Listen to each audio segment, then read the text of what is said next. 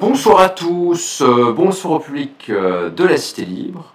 Ce soir, je vous propose une conférence sur un sujet d'actualité, un sujet qui n'est pas particulièrement joyeux, mais qui me semble néanmoins intéressant à réfléchir collectivement, qui est celui des violences à caractère sexuel qui surviennent dans l'Église catholique et qui suscitent à intervalles réguliers des scandales dans la presse. Nous sommes aujourd'hui en date du 15 février 2025, et le dernier qui vient de sortir dans la presse par l'intermédiaire de Mediapart il y a exactement 2 jours, c'est une série de révélations sur des violences sur mineurs qui seraient survenues dans les années 90 dans un collège-lycée des Pyrénées-Atlantiques, le collège-lycée Bétarame.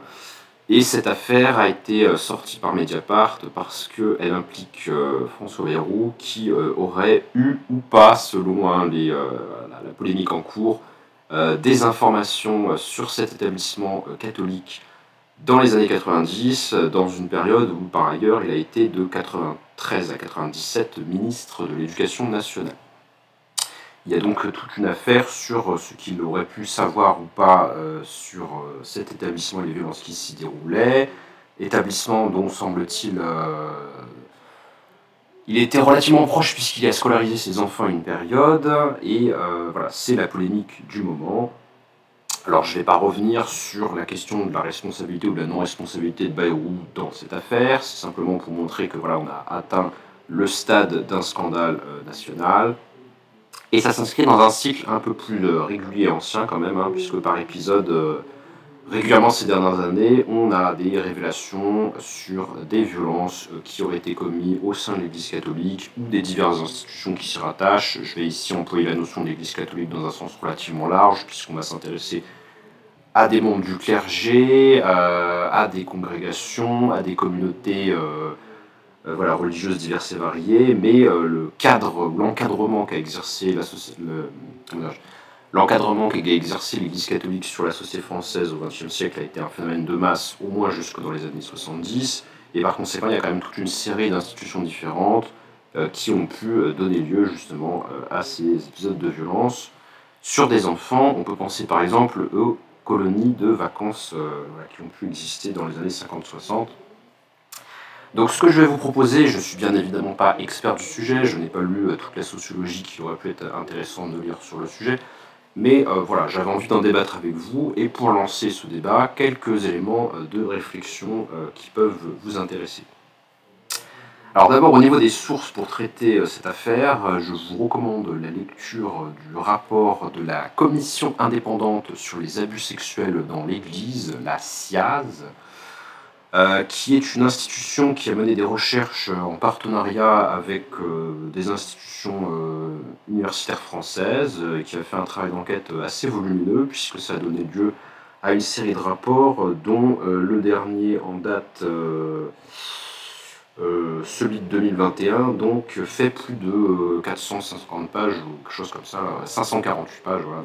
C'est extrêmement documenté comme rapport d'enquête, en matière d'analyse du contexte historique de ces faits, d'analyse de la géographie de ces faits, les diverses institutions où ces violences ont pu être commises, etc., etc. Enfin bref, il y a une très grande réflexion sur la question, donc c'est plutôt voilà, le document, me semble-t-il, majeur sur lequel on pourrait s'appuyer.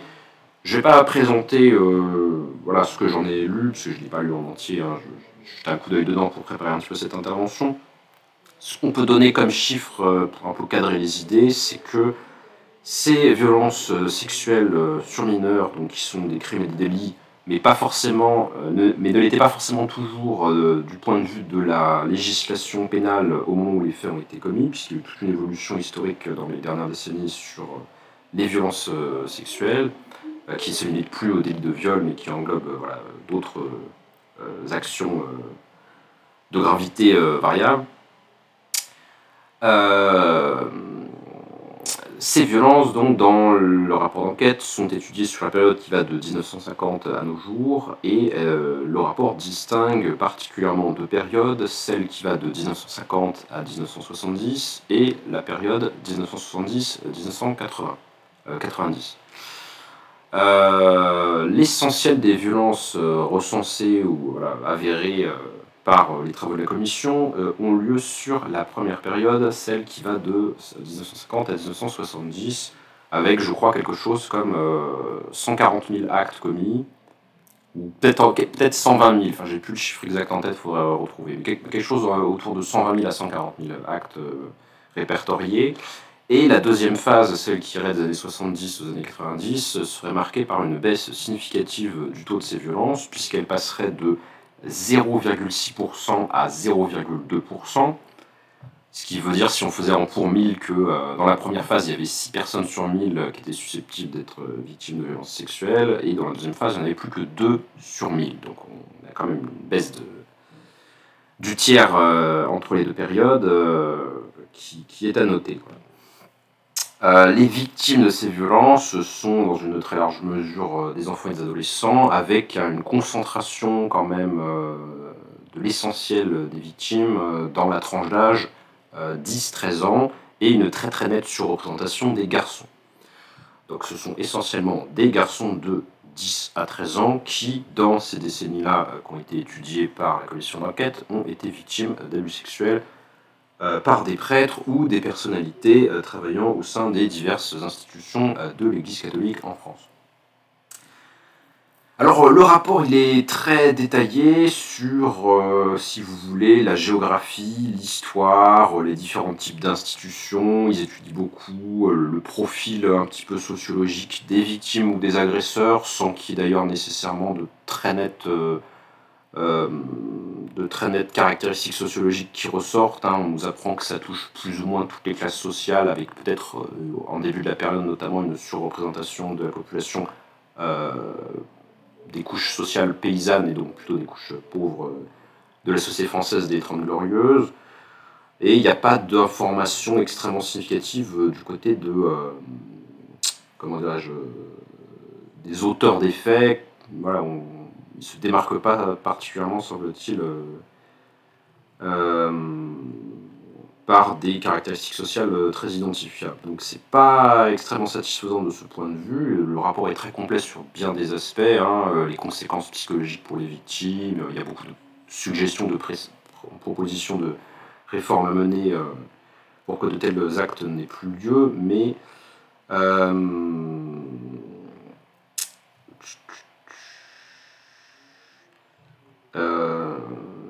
un instant s'il vous plaît, je cherche.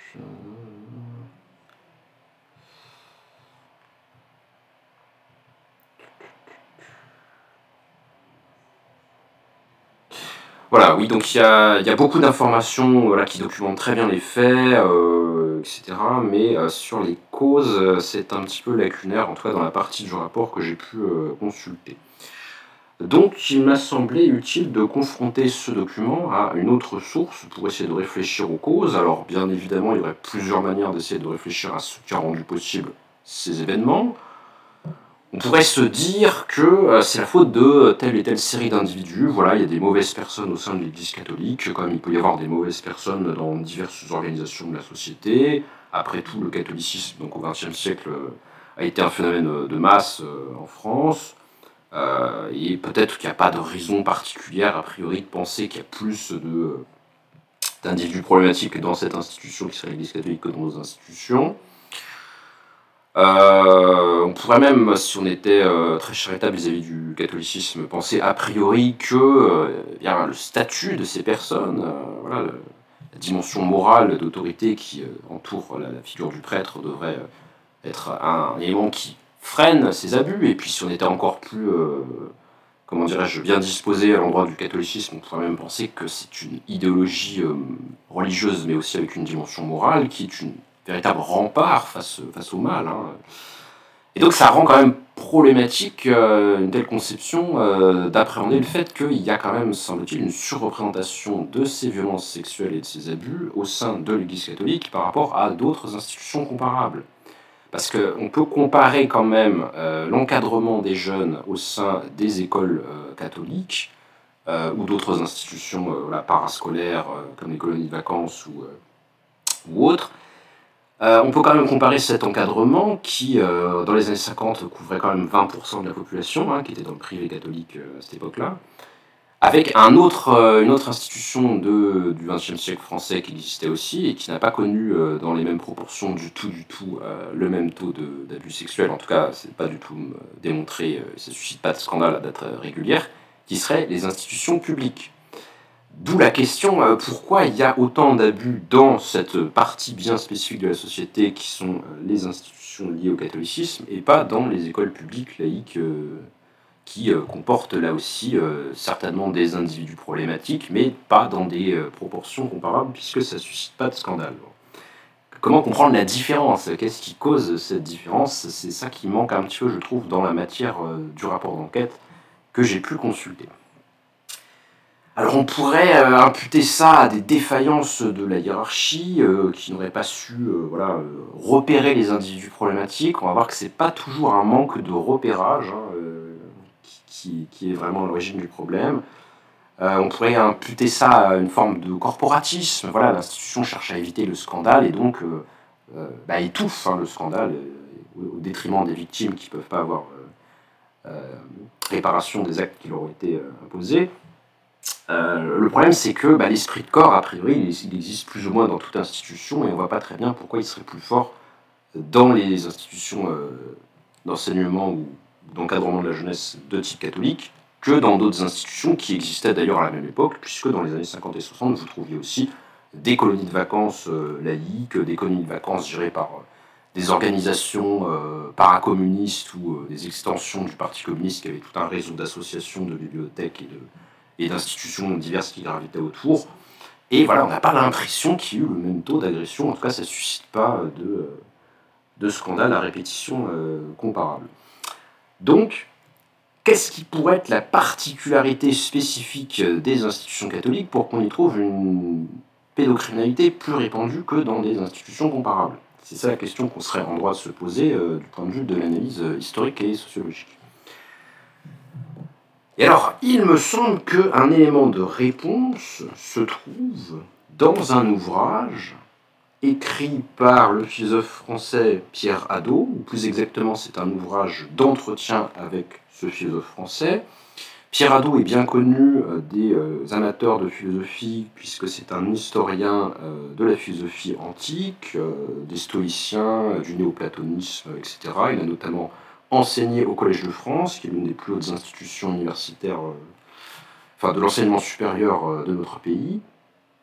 Il a été aussi pendant un certain temps au CNRS, enfin bref, c'est une personnalité éminente du XXe siècle dans le domaine de la philosophie, et il est intéressant pour notre propos de lire cet ouvrage paru en 2001,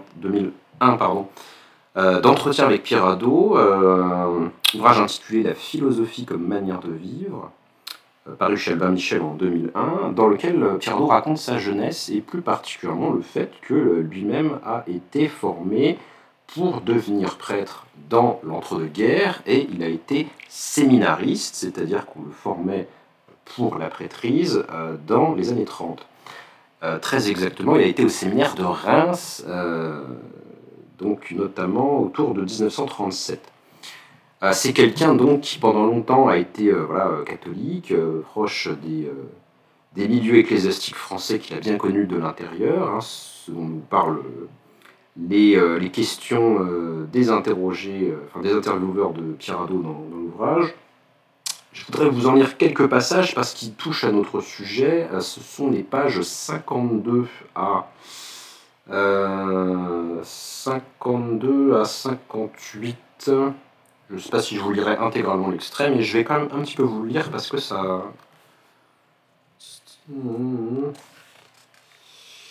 touche à notre sujet.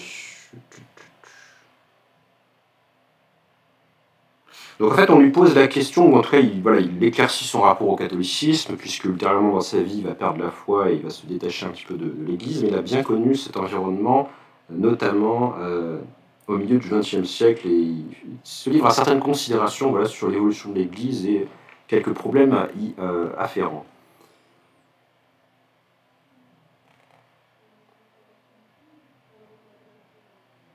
Alors voilà, ce qui critique dans la formation des prêtres. Je vous lis, et puis dans le courant de son propos, on verra que ça touche à notre histoire de pédocriminalité. Le plus grave, c'était ce milieu artificiel, totalement isolé du monde extérieur, où toute initiative personnelle, toute originalité, toute prise de responsabilité était réprimée. Nous étions totalement ignorants de la réalité du monde, et spécialement de la réalité du monde féminin. Quand ma mère m'a offert, ce qui m'a beaucoup étonné de sa part, de demander à mademoiselle Chevreau, la jeune et belle organiste de la cathédrale de Reims, de me donner des leçons d'orgue, j'ai refusé, par peur, tant dans mon subconscient, la femme avait quelque chose de diabolique. Le résultat de cette éducation confinée est que, pour ma part, lorsque j'ai été ordonné prêtre en 1944, je n'étais absolument pas préparé à faire face aux réalités concrètes de la vie quotidienne des gens normaux. Ce n'est que peu à peu que je me suis libéré et que je me suis affirmé. Nous étions capables à la rigueur d'exercer notre ministère dans le monde bon chic bon genre d'une paroisse bourgeoise, mais par exemple complètement désarmés devant la triste réalité des banlieues des grandes villes. Je crois que maintenant les choses ont bien changé.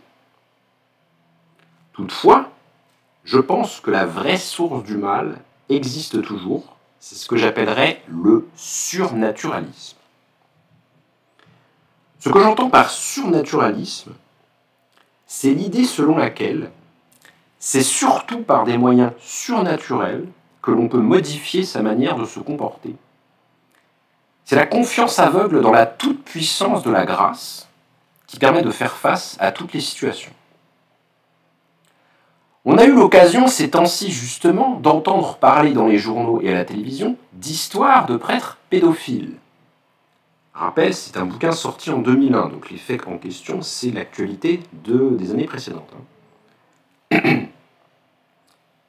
À cette occasion-là, on peut observer très nettement en quoi consiste le surnaturalisme. Les confesseurs et les évêques ont trop souvent tendance à croire que si quelqu'un ne peut pas dominer certaines pulsions, il suffit qu'il prie. Surtout la Sainte Vierge d'ailleurs. Et il finira par être guéri de ses pulsions. En fait, il y a un manque total de psychologie dans cette attitude. Et dans les récentes affaires de pédophilie dont je parlais, on peut dire que les vrais responsables, ce sont les confesseurs qui ont fait croire à ces prêtres qu'il suffit d'avoir confiance dans la grâce de Dieu, que l'on peut en priant sortir facilement de ses difficultés, et aussi les évêques qui devraient, c'est du simple bon sens d'ailleurs, trouver pour ces prêtres un ministère qui les éloigne du contact avec les enfants.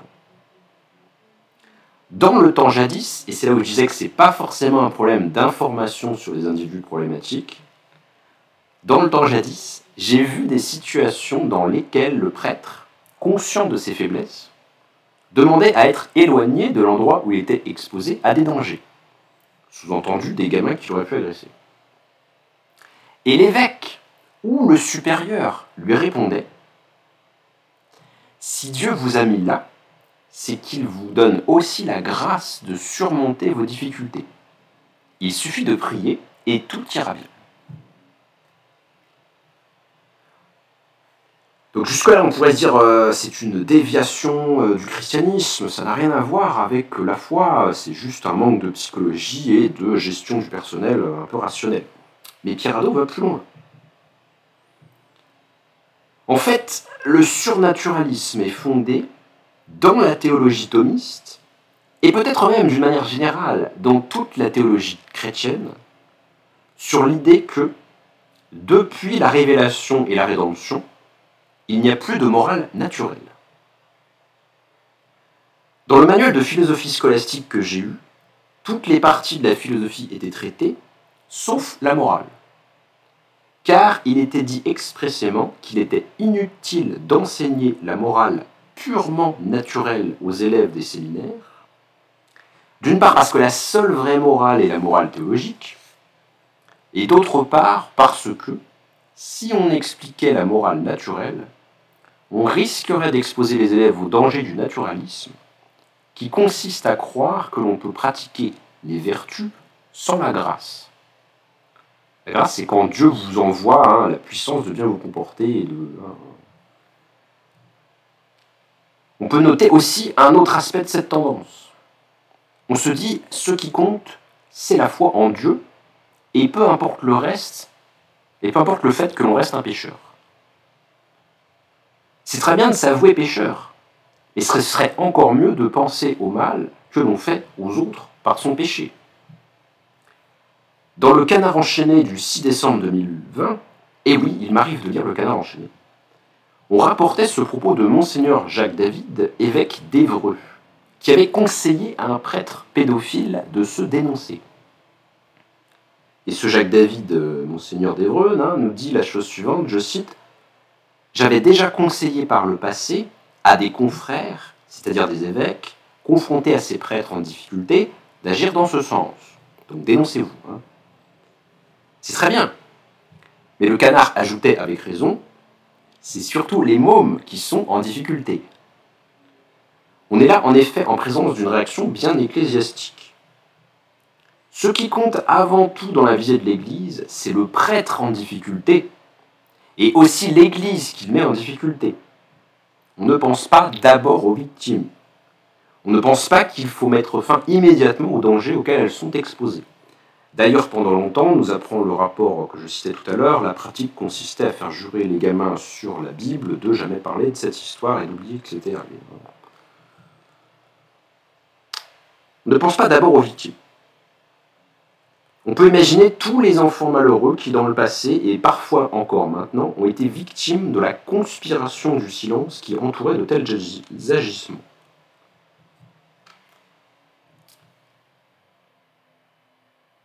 Une des conséquences de ce surnaturalisme est aussi que les prêtres se croient souvent dispensés de pratiquer les vertus naturelles, si cela peut être utile à l'Église, ou à eux-mêmes, d'où les pieux mensonges, les entorses à la vertu de justice, par exemple les employés souvent mal payés dans les entreprises dirigées par des religieux, parce que ces employés sont au service de l'Église et doivent se sacrifier pour elle, etc., etc.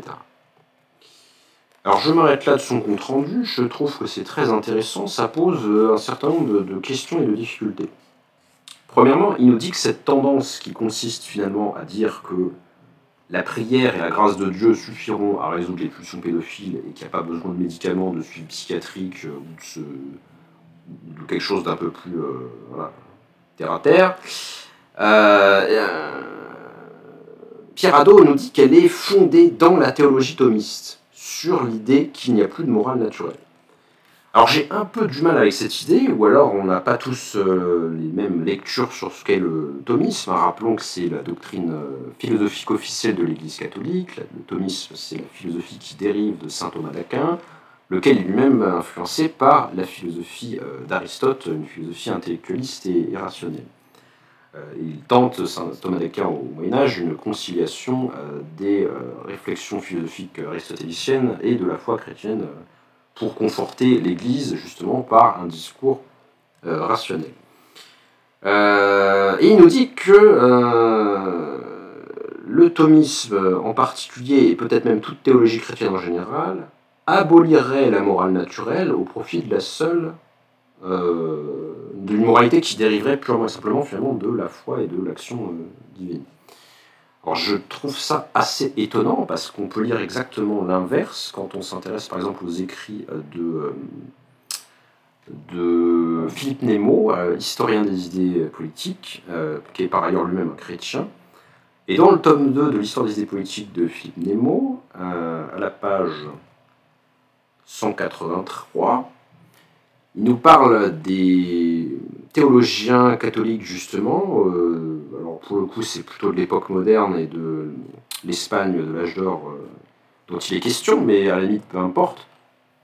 Il se réfère notamment, pour expliquer justement cette pensée philosophique et religieuse de l'Église catholique, au cardinal Bellarmine, qui a vécu donc à la fin du XVIe, au début du XVIIe siècle, qui est une figure des jésuites italiens, voilà. Et Bellarmine, qui me semble refléter tout à fait fidèlement la pensée catholique justement influencée par la doctrine de saint Thomas d'Aquin, enseigne que, je cite, Même si par impossible l'homme n'était pas créé par Dieu, il serait encore capable d'interpréter la loi de la nature, puisqu'il serait encore une créature rationnelle. Ça signifie que dans la pensée catholique, dérivée de la doctrine de saint Thomas d'Aquin, la moralité est connaissable par l'être humain, par l'action de sa rationalité. On peut connaître ce qui est bon en exerçant son intelligence. Ce n'est pas une affaire de foi en Dieu ou de pas foi en Dieu. Il s'ensuit la conséquence que un païen ou un athée ou quelqu'un qui ne serait pas chrétien peut être moral à condition d'exercer sa raison pour savoir le bien et le mal, et il peut pratiquer et avoir des vertus sans être chrétien, sans être catholique. Donc je comprends assez mal en fait l'accusation que lance Pyrrhado vis-à-vis du thomisme, qui ne semble pas nier la possibilité d'une connaissance morale rationnelle indépendante de l'adhésion à la révélation chrétienne. Cependant, il se réfère quand même à des faits historiques, à savoir que les manuels que lui étudiait passaient sous silence l'importance justement de cette moralité naturelle, s'il pourrait suggérer que le catholicisme de cette époque n'était pas si nourri que ça de philosophie thomiste. Bon, ce serait tout un débat interne sur l'enseignement interne de la philosophie thomiste au sein de l'Église catholique. En tout cas, ce qu'il constate, c'est qu'il s'est répandu une tendance consistant à faire reposer la moralité purement et simplement sur la foi, au détriment justement de règles ou de réflexions morales et de vertus qui seraient partageables avec tous les hommes, quelles que soient leurs orientations métaphysiques et religieuses. Donc, selon Pyrrhado, c'est dans cette tendance consistant à reposer uniquement sur la foi pour lutter contre les mauvais comportements, et en l'occurrence, ici, les pulsions pédophiles, que s'origine une certaine inaction ou une certaine impuissance de l'institution catholique à réprimer le problème. Et alors là, je pense que c'est quand même une explication qui est assez intéressante, parce que ça donne bien une cause de pourquoi on trouve au sein du catholicisme des comportements particulièrement nocifs qu'on ne trouve pas dans d'autres institutions qui sont elles aussi au contact de la jeunesse et de son encadrement. Et puis par ailleurs, ça recoupe d'autres témoignages, parce que ça c'est Pyrrhado qui a été donc séminariste et prêtre au milieu des années, dans les années 30 à 50 en France, mais dans le rapport de la SIAS que j'ai cité, un certain nombre d'entretiens qui ont pu être menés avec des prêtres ayant avoué avoir commis des agressions